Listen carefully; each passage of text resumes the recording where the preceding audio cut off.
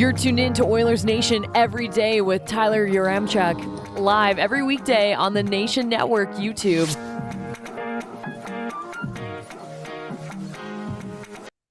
Saturday night hockey night in Canada, a rematch of last year's Western Conference final. Oh, and the Colorado Avalanche are missing about half their team. We're going to get into it all with the lead.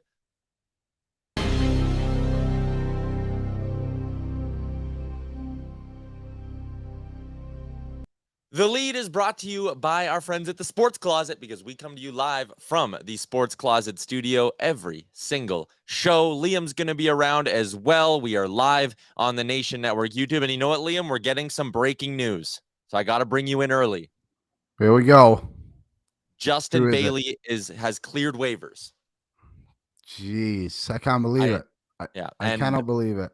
This is big as well. Washington has placed Joe Snively on waivers. So Snively. That's a guy, he could probably help you win a Stanley Cup if a team were to claim him.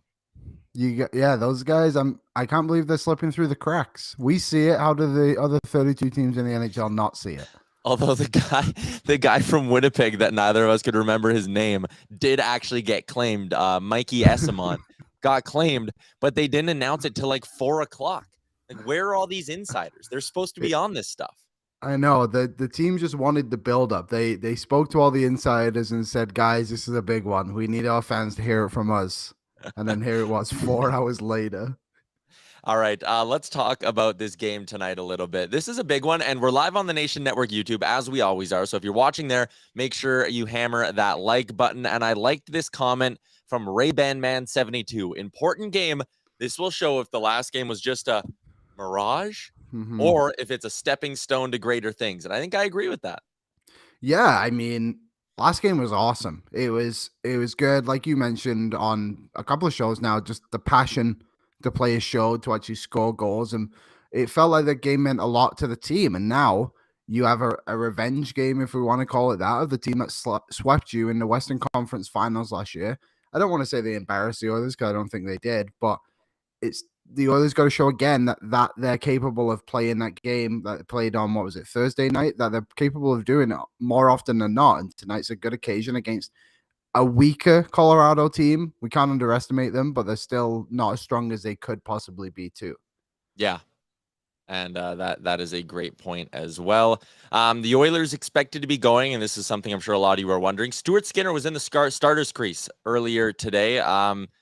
Interesting. I thought maybe there'd be a chance that they give the ball to Campbell again and maybe let him build on his solid start, but you can't argue against going with the guy with better numbers in a big game like this.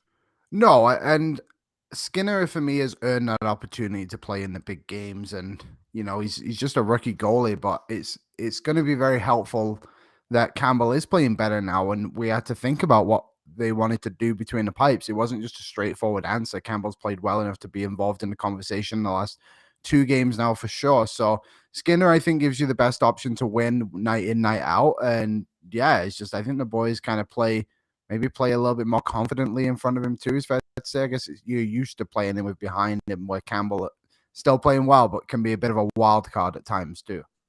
Yeah, 100%. So Stuart Skinner is going to get the start this evening. We're also live on our Facebook, where we had the wrong summary up. So that's on me. I had the title of the show is recapping the Avalanche versus Oilers, which we're not doing because the game hasn't happened yet. Welcome in Oilers Nation every day.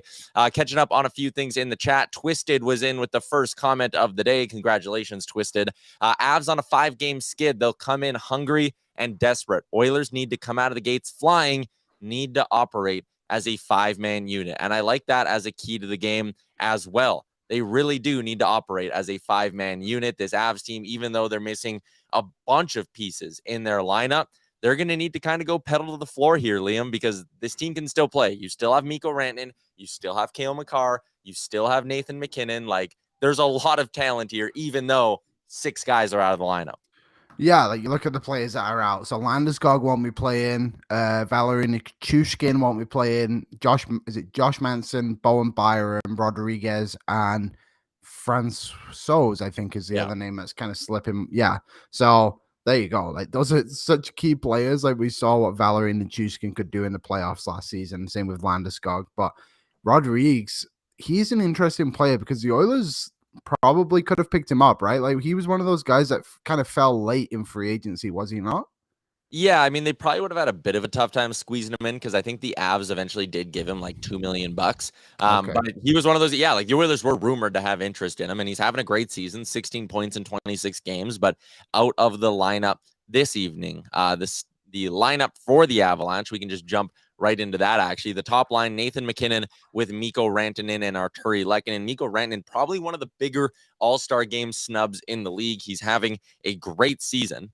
The second line for the Avalanche is JT Compher with Dennis Malgin and Alex Newhook. So you can kind of quickly tell how the depth of this team is being impacted by the injuries. That top line, Lehkonen, MacKinnon, and Rantanen, they have combined for 44 goals. The second line has only combined for 16 goals this season. Third line, it's the former college standout Ben Myers centering Andrew Cogliano and Logan O'Connor, so former friend and Andrew Cogliano. Darren Helm on the fourth line playing with Martin Kaut and Curtis McDermott. So it could be a bit of an 11-7 approach tonight for the Avs with McDermott listed up as a forward. Devon Taves with Cale Makar, Sam Girard with Eric Johnson, Andreas Englund with Brad Hunt. That's another former friend. So Brad Hunt will certainly be looking to make an impact today. But again, I think this is a spot where the last change should help the Oilers because the depth is not there for Colorado. They have a very good top line and like a damn good top line and a damn good top pairing. And Girard and Johnson are really good too, but that third pairing is not that good. The bottom six, bottom nine is not that good tonight. As I read out that lineup, Liam, you can see how Colorado has lost 5 in a row. 100%. And even like you mentioned, Ben Myers, for example, like I believe he only has 1 goal this season. Like he struggled to find his way in the NHL. And I know last season when they signed him, everyone thought like, wow, the rich just get richer. So he'll come along. But like you said, like he's not a full-time NHLer yet. And he's playing on their third line center. And that's an opportunity for the Oilers to exploit that and go at them. And it's a good time to play the Colorado Avalanche for 2 reasons for the Oilers. One, obviously Colorado is very depleted and slumping, 5 games lost in a row, and also just the way the Oilers played last game. Like it's time for them to show up against Colorado, and they did well last season. They obviously clinched a playoff spot against the Colorado Avalanche last season on home ice. So yeah, I'm excited for tonight's game. Actually, I think it's going to be a lot of fun. I think a lot of the players will want that bit of revenge, if you can call it that. Like, I know it doesn't have that much weight in it in the regular season after what happened in the playoffs, but you got to imagine that's on everyone's mind today in that dressing room that played in that series last year. 100%. The depth for the Avs banged up, and you could sit there and say, yeah, but the Oilers aren't that deep either. But I mean, they're going to be dressing. They're going to be dressing 4 of the top 32 goal scorers in the NHL tonight in their top 6, with Hyman at 18, Nugent-Hopkins at 19, McDavid obviously leading the way with 33, and Draisaitl in the middle there with 22. So the Oilers got some talent. Can't ignore that. Let's look at what the lineup or projected lineup is for the Oilers tonight. McDavid between Klim Kostin and Kyler Yamamoto. Draisaitl between Nugent-Hopkins and Hyman. McLeod with Janmark and Puljujarvi. Hamblin, Derek Ryan, and Holloway is the way it's listed on Daily Faceoff. Would not be the least bit surprised if they do go the 11-7 route and put Marcus Niemelainen in on the back end, and Twisted is in, says 11-7 is the route for the Oilers tonight. Split up Dry and McDavid on that fourth line. And I'm with him, Liam. I think, again, we rattled off how the depth of this Colorado Avalanche team is not quite what it is or what it should be because of all the injuries they're facing. So I would totally be going 11-7 and trying to get McDavid and Draisaitl on the ice against that fourth line and third pairing of Colorado as much as possible. 100%. And even throw Nugent-Hopkins in that mix too. Like the Oilers have 3 centermen who are top 10 in league scoring right now, and that needs to be their goal tonight, is just to attack Colorado as much as they can when anyone other than MacKinnon and Rantanen's line is basically on the ice. And obviously you got the Cale Makar factor in there too, but the Oilers have enough depth in this lineup to go out there and cause some trouble tonight. And do we know the confirmed start for Colorado yet? Is it Gorgiev, I would assume? I would have a hard time believing it's not Alexander Gorgiev, just because, again, Pavel Francouz is out, but he is listed as an unconfirmed starter on dailyfaceoff.com. For those wondering in the chat, yes, Stuart Skinner is the likely starter for the Edmonton Oilers. A busy night in the NHL as well. Tyson says, we look so much better running 11-7, take some of the load off our top guys, and our whole defense just plays better this way. I do agree with that. I'm going to flash the lines back up again. I'm really intrigued by keeping McDavid with Yamamoto and Costin, and in a way, Liam, loading up the second line with Draisaitl, Hyman, and Nugent-Hopkins. Like, McDavid is obviously having just an amazing season. So part of me says, yeah, he can produce with anyone. He is dangerous all the time, no matter who you play him with. You throw Draisaitl with Nugent, Hyman, and all of a sudden that second line is like a very big threat to score. Yeah, that's a first line on most NHL teams, isn't it? And the others they're fortunate that Costin is. I know it's been one game, but he feels like he belongs on that top line at the moment with McDavid and Yamamoto. I think you could put him in the stands and he'd give you a good effort night in, night out, to be honest. So there's just the kind of players you need around McDavid, are guys who are gonna, one, skilled, which they both are, they're both first round picks, and two, guys who are actually gonna work hard and go and do stuff and try and get the puck to McDavid, but also be confident enough to make plays on their own and not just rely on McDavid, which is something some players have really struggled with when playing with McDavid. So I like that top line a lot. I like the second line. The third line for me is the key as well. Like, that line plays very well together. They just need to kind of put the puck in the net. That's the big issue for them. But I'm a fan of the lineup tonight. I do really like the idea of having Nugent Dry together along with Hyman too. Catching up on things in the chat, we were talking about Mikey Eyssimont, who was claimed off waivers yesterday and just one of the biggest transactions of the NHL season. Tyler Mulick says, Eyssimont, such an EA-created player name. Ryan Ash, Eyssimont is my favorite brand of bottled water. Lance says, Eyssimont is my favorite metal band. Tyler said, Eyssimont is such a suburb community, South or Terwilliger. Yeah, I buy all of that. Someone named Colton is in the chat, and he is just not feeling it for the Oilers tonight. I don't like his attitude either, Lance. I think we should make him feel bad. I'm kidding. If you're watching on the Nation Network YouTube, make sure you hammer that like button. Like we said, Stuart Skinner is the expected starter. Here's a look at his numbers on the season: a 2.88 goals against average, a save percentage of .914, but that save percentage dropped about 3 points in the last game because he was yanked after allowing 4 goals on just 20 shots. So I'll be interested to see what kind of game we get from Stuart Skinner tonight. You know, he's pretty good at bouncing back, though, if I remember rightly, right? Yeah, I'll look through his game logs here. Yeah, I'm sure after a tough start, he usually bounces back and does well, which is important for a goalie. You can't just sit there and dwell on what happened the night before, because you're not going to get much better. And well, I'm not taking shots here, but Jack Campbell has done that this season, and that has let him down, and it's let the team down in a way too. But for Skinner, who's just a big dog barking outside my house there. Sorry if anyone heard that, but scared me. So yeah, Skinner, have you got the game logs there? Yeah, I do. Okay, so I'll just give you like his bad starts, quote unquote bad starts, and how he kind of bounced back. Against Buffalo early on this season, he had an .870 save percentage. His next game, it was .974, stopped 37 of 38 in a win. He gave up 5 goals to Washington and had an .839. The next start, it was a .952 against Florida, stopping 40 of 42 on the road. He did have one run where it was a little ugly. It was New Jersey, Florida, Chicago, where he was .821, .893, .840. So that was kind of a run of some not great starts. But since then, the only time he's been sub 800 in back-to-back games is the Anaheim-Dallas set, when he allowed 4 goals on 17 shots against Anaheim and then 3 on 27 against Dallas. That was an .889 save percentage. The Oilers still got the win. So I think for the most part, you'd be correct.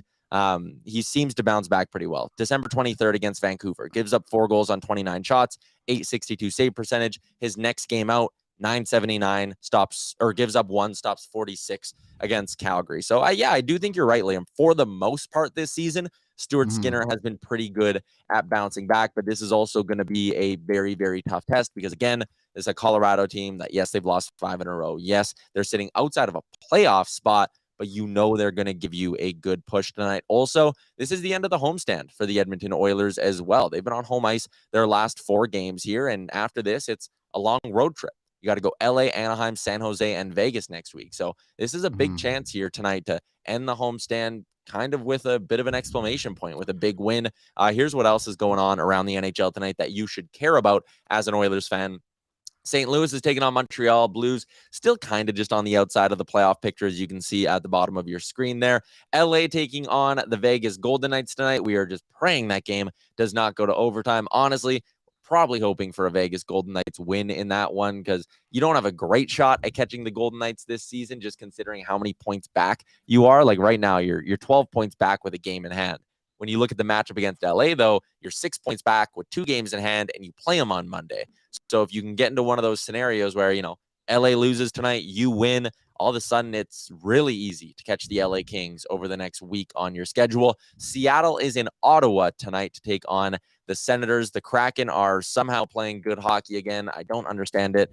They do not get good goaltending, but they somehow find a way to get 2 points. They've won 3 in a row and are now back up to over 500 in their last 10 games.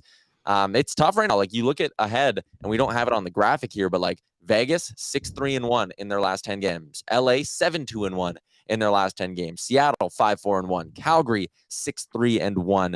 And you have Edmonton at 4-4-2 in their last 10. So the Oilers haven't been playing great over the last little bit, and everyone above them has. That's not good. No, it's not good. And I guess the only hope can be at this point is that eventually those teams above them go into a bit of a slump like the Oilers do, and the Oilers rise above it. The good news for the Oilers is they have barely played the Pacific Division this season, and there's still plenty of divisional games to go.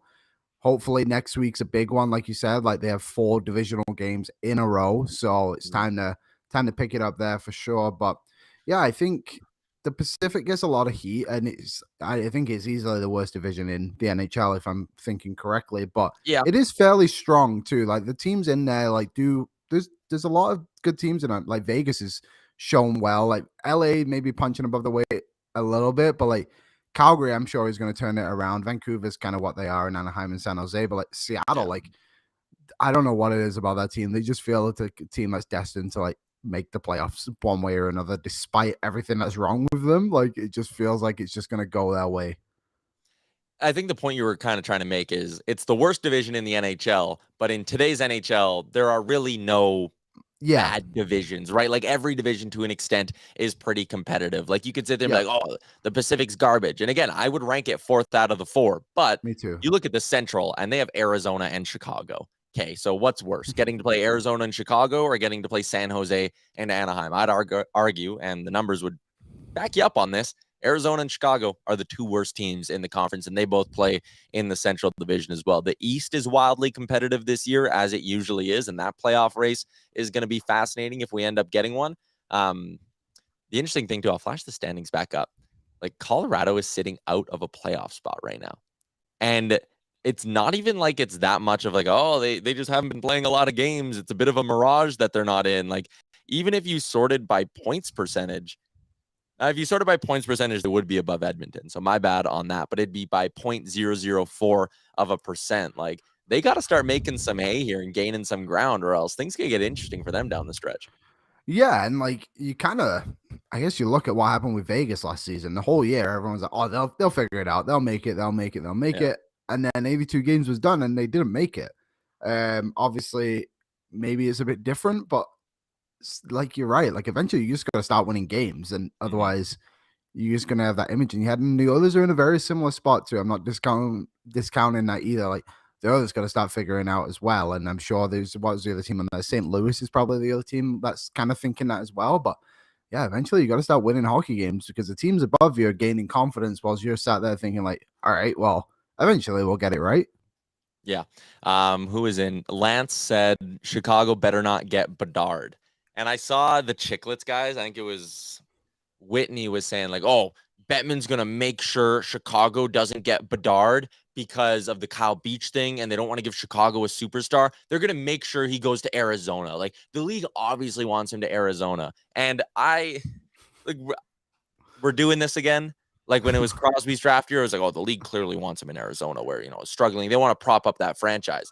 Okay, they didn't get him. Connor McDavid draft year. Oh, generational talent, the best since Crosby. The league obviously wants him in Arizona or Toronto. They're going to rig it to Arizona or Toronto. He goes to Edmonton, which is like if we're being honest, one of the last spots the NHL would have wanted Connor McDavid to go. If you gave Gary Bettman some truth serum and said, rank it, where do you want McDavid playing? Edmonton would be in the bottom third of Gary Bettman's list. They didn't want him here. You want him in either a mega market like Toronto or New York, or you want him somewhere where he can prop up a poverty franchise like Arizona.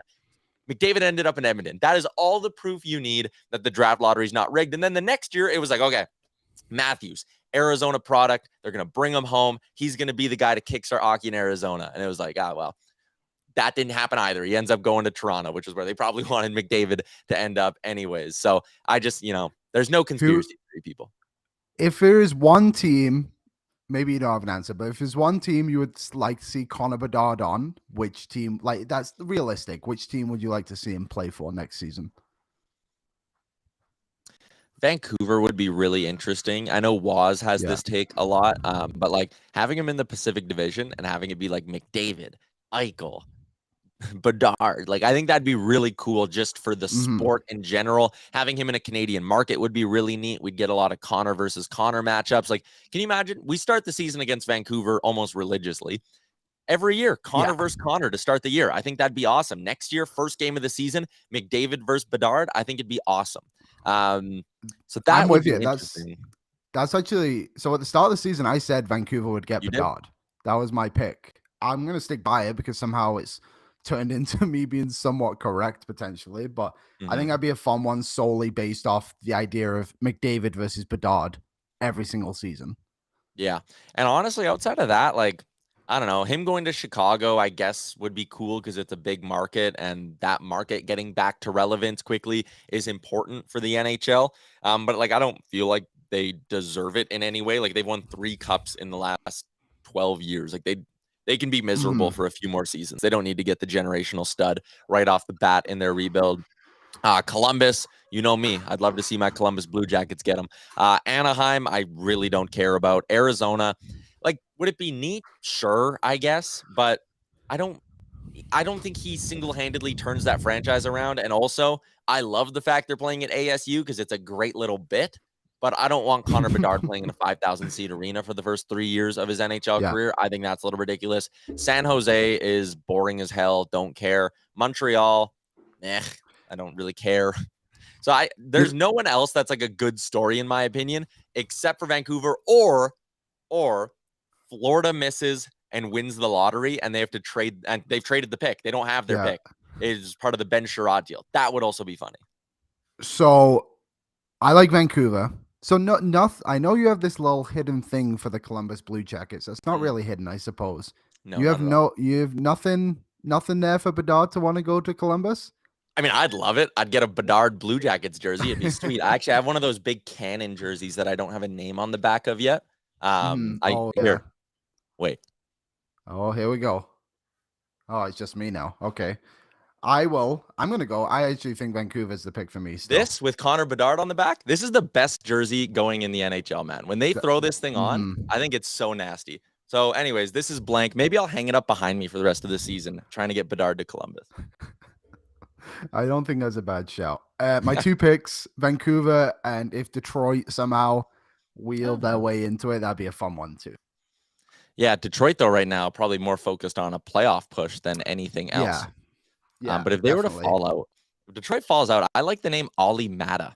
I think that's a guy I could see the Oilers having a little bit of interest in. But right now, Detroit is they're 7 points out of a playoff spot with 4 games in hand on the New York Islanders, who are holding that last spot. So, yeah, it seems like a long shot. Eventually, I'm sure Yzerman's just going to be like, all right, whatever. Like, let's just pack it in for the season. We've got a lot of pieces going forward. So that Connor Bedard guy looks really good. And not even just him. There's so many players in this draft that teams are going to want to like fall for and grab. Like, it's kind of nuts, really actually. The interesting one for me is going to be Matvei Michkov because that guy signed in the KHL for 3 or 4 more seasons. So you would imagine if, like, honestly, maybe that's a guy Detroit would grab. You know, you don't need anybody right now. You've got a lot of players coming through. Like, you can probably wait a few years. They've had a lot of good history with Russian players too. Like, seems like a good fit. Yeah, that's fair. Lance is in, says, I'm a secret Florida fan. My mom bought me a Walmart Panthers jersey in the 90s. I have a soft spot for them. I feel like everyone kind of has one of those teams that they have a soft spot for, especially through the decade of darkness. Like if you didn't have another NHL team to like kind of root for, hockey would have really sucked. And I guess you're all Oilers fans watching this stream, so you don't need me to tell you that.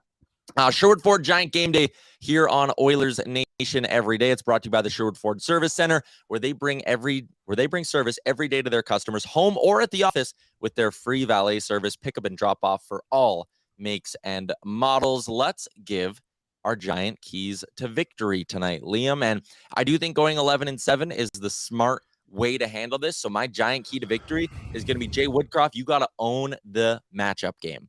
When that third pairing's on the ice, boom, I want Connor McDavid or Leon Draisaitl over the boards. When that top line of Colorado is on the ice, boom, I want Connor McDavid or Leon Draisaitl over the boards then as well. You got to dominate the matchup game. Make sure one of your big guns is always on the ice so you can negate the top line of Colorado and dominate the fourth line of Colorado. And then the middle parts of the lineup, you just got to battle it out. Yeah, that was actually going to be mine. Is just control the game in your favor with the line changes, all that stuff. So let's take a different approach. I think what the Oilers have done the last two games defensively, last two, Winnipeg and who did they just play? The Islanders. Those two games specifically, they did such a good job of limiting high danger chances and playing well defensively. I think that's a massive thing for this team, and we've been screaming it from the rooftops all season long, but they've actually shown it like two of the last three games. So tonight, I just want to see that again. Help your goaltender out like you just did for Campbell for the two of the last three, and just go out and like the line match thing is the biggest one for me. You've got to control that the entire game, because while Colorado is depleted, they do have high end talent in Makar, Rantanen, and Nathan MacKinnon too. And the Oilers have been getting better defensively as well. In their last three games, their 5-on-5 shots against 17, 19, and 12. They've held the other team to under 20 shots for at 5-on-5 in three straight games. You know what it was the two games prior to that? 33 and 42. And they've managed to drop that number significantly. And you're going up against a Colorado team right now that isn't playing their best hockey. Again, yes, we're beating the drum of they're very banged up right now, but you look at their 5-on-5 shots for over the last three games, 17, 18, 24. The Oilers can win this 5-on-5 matchup. The Oilers are more than capable of being the better team in this hockey game. And it's weird to say this again, going up against the defending Stanley Cup champions, but if the Oilers bring like their B+ game, they're going to win tonight. So I'm optimistic heading into this one. Maybe I shouldn't be. I know a bunch of you in the chat, someone tagged me in an Instagram comment the other day and was like, you're always so bullish on the Oilers. You're setting them up for failure. It's like, man, what do you want me to do? Sit here every show and be like, guys, they're going to lose. Don't watch. Just turn off the TV. Someone did that to the two of us. Now, I think it was the Vancouver game. Blamed us for the loss. Guys, we can't just sit here and just not pretend that we have predictions for the game too. Like, we've got to try and do something about it. But yeah, like I feel relatively optimistic going into tonight's game. The Islanders game felt different after everything that had happened in the Seattle game and between, with Woodcroft ripping people apart in the dressing room supposedly, and then the players only meeting. It felt different. It felt strange, honestly. Like, I'm not really sure how to feel about it, but it felt good, I suppose. And tonight, I feel like they can do it again. And these next 5 games, I guess, are all, for me, winnable up until Vegas. I think Vegas is going to be very tough, but we will be down there thanks to AMA Travel to help us out. And we're going to be in Vegas, and we're going to be cheering on the boys. And hopefully they can come up with 2 points there and 2 points in the other 4 games previous.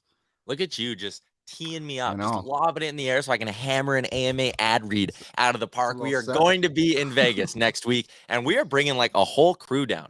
So we're going to be doing a lot of content down there. I hope everyone's excited. It's going to be me, you, producer Aaron, Gavin the intern, Bagged Milk, Dan, Waz, Jay, Rick, Kennedy.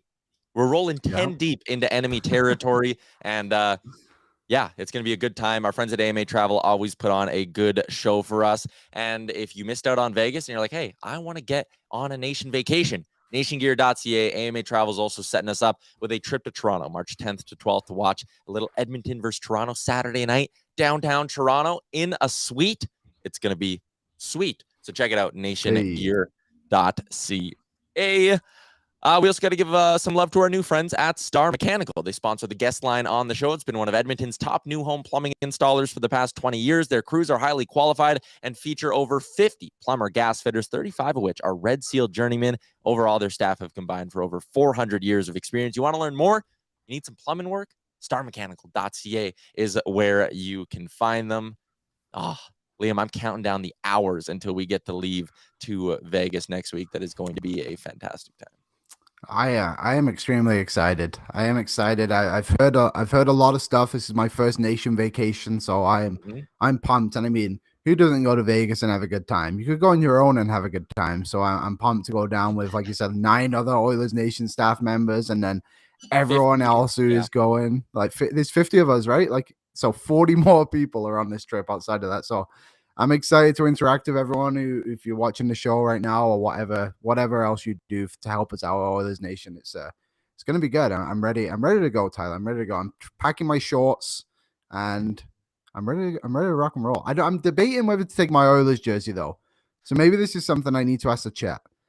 So when I wear my Oilers jersey, they very, very rarely win hockey games. Okay. Do I take it and represent the copper and blue? Or should I just wear a Oilers Nation sweater? Let me know. Let me know what we're thinking. For me, there's a lot of equipment we got to bring down in order to execute all these shows properly. And the jersey takes up a lot of space in the suitcase. So I think I'm just rolling nation gear as we head down to Vegas. But something I may have missed earlier, and Original Poozar was one that put me onto this. Jay Woodcroft confirmed in his morning media avail that Warren Foegele was a healthy scratch last game. So we'll see if they decide to draw Warren Foegele back into the lineup for tonight's game against the Colorado Avalanche. They also just sent down James Hamblin. So there you go. A couple of interesting notes from the Oilers as we look to get set for Edmonton and Colorado tonight. 8:00 puck drop on a Saturday night. I'll throw you a little bonus Sherwood Ford Giant key to victory, Liam. It's going to be win the special teams battle. It has been a long time since the Colorado Avalanche scored more than 2 5-on-5 goals in a hockey game. You need to go all the way back to November 26th for the last time the Avs scored more than 2 goals at 5v5. So that means it's been 1, 2, 3, 4, 5, 6, 7, 8, 9, 10, 11, 12, 13, 14, 15, 16, 17, 18 straight games for the Avs where they have not scored more than 2 goals at 5-on-5. So that right there is an opportunity for the Oilers. Don't let the Avs kill you with the special teams. Don't let their power play get hot. Don't give them opportunities with the power play. Don't let MacKinnon and Rantanen and Makar run the show on your subpar penalty kill. Keep this game at 5-on-5, stay out of the box, and you probably have a good chance to win. For those who are wondering, well, how often do the Oilers score more than 5 or more than 3 goals at 5-on-5? They've done it 3 times in their last 12 games. Again, the Avs haven't done it since the end of November. So the Oilers are producing better than the Avs at 5-on-5 right now. There you go. They have it. Something I'm sure not many people expected going into this game and just the way Colorado have been. But it's an opportunity tonight for the boys to get it done. So I'm excited for this game. A lot of people are telling me to buy a Klim Shady jersey, though. That'd be cool. Maybe if you get hot at a blackjack table, that'll be your treat. Yes. I don't know if you can buy one in Vegas. I'll find a way. I'll just find Klim himself and get a jersey off the back. Either one. All right. There you go. Let's get to our Betway bets of the game. Speaking of Vegas, shout out to our friends at Betway 19+. Please play responsibly. Liam, this is what you got lined up for tonight. Walk us through it. So it's not very often at the moment that we're getting Connor McDavid close to even money on a goal. So I figured -106 was very good value on that. I mean, he's one of the best goal scorers in the league, one of the best player in the league. And then also 2 points, -143. I've seen this on some games at -400. So again, just relatively close. I feel like if the Oilers are going to win this game, Connor McDavid's going to contribute, and especially if they're going 11-7, like you get double the amount of time on the ice to like get some points there. And then Leon Draisaitl, he's not been scoring a ton. I know our boy Gavin said it on the One Show, which nobody heard because he hasn't got that mic yet. But one day we'll give it to him. One day. Said Draisaitl was on a 7-game goalless streak. He obviously snapped it last game, but for him to get 2 assists, he's one of the best passers in the NHL. So Why not him tonight, especially on that power play? Like that's going to get buzzing again right away now that he's back. So I just like the value on all of them. I think the Oilers could get some goals tonight, especially depleted Avalanche team, like we've mentioned numerous times now. So I'm just going with the big guns to help me out and put some cash in that bank before Vegas so I can get that Klim Shady jersey. For me, instead of going Leon 2+ assists, I think I would go with the Betway pre-built one. That's Oilers to win on the money line plus Draisaitl to go 2+ points, and that pays out plus 240. So getting a little bit of extra juice there, and also covering yourself if maybe he goes 1 goal, 1 assist in the hockey game. The Oilers are favorites in this one, minus 134 on the money line, which if you're new to betting, that means just win anyway. They are plus 110 to win in regulation. So if you put $100 on them to win in regulation, you'd profit $110. And on the puck line, they are plus 160, which again means you throw $100 on them, you would be profiting $160 on that wager. Shout out to our friends at Betway. I'm probably hammering the Hyman shot prop as well because it is one of my favorite bets in the NHL. And we mentioned the Oilers have been shooting the puck a lot. The Avs have been giving up a lot of shots at 5v5. Oilers 34+ shots on goal. That's always a fun one as well. So there you go. Our bets brought to you by our friends at Betway. Liam, let's it's a Saturday. You know what that means? We got to do it. We got to do it. Something up. Got to get into the lab, cook up a massive parlay that will not just pay for our own Klim Kostin jerseys, but will pay for everyone on the trip's Klim Kostin jerseys. Yes. So we got to do a Kostin point at least, right? Is he on there? Let me look. I kind of like going a Klim Shady goal tonight. He scored last Saturday. True. It was a big one too, actually. So let's do that. Klim Shady. Leg 1 is a Klim Shady goal. I just got to find him on the site here. Win, obviously. We got to go money line. Yeah, I'm thinking puck line cover. Oh, okay. We're feeling like that. Yeah. Okay, boom. We're already up to plus 850 on this parlay. Let's go point totals. I like going McDavid and Draisaitl each over 1.5. That's an easy one to toss in there. What else do you like there? Anything else that stands out to you? Did you say we're plus 850 after two legs? Yeah, we are. Oilers have been starting hot, Liam. So the last leg I'll contribute into this parlay is just the Oilers to win the first period. What else do you like? Oilers to win the first period. Draisaitl, McDavid points. What about a Tyson Berry point? Okay, Tyson Berry point. There you go. He's been a bit dry, but the power play. Add that in, Liam, and we are sitting at a nice crisp 30-1. So that's an easy little parlay for the boys. Yeah, that'll help. There you go. Shout out to our friends at Betway, proud sponsors of the Nation Network. It is the Oilers versus the Avalanche tonight. Thanks to everyone who is tuning in. Lance says, remortgage the house, bet it all on Oilers win. Do not do that. That is not being 18+ and betting responsibly, Lance. No. I would say, I know we're going to close it out pretty quick, Tyler. So we have a live post-game show now, too.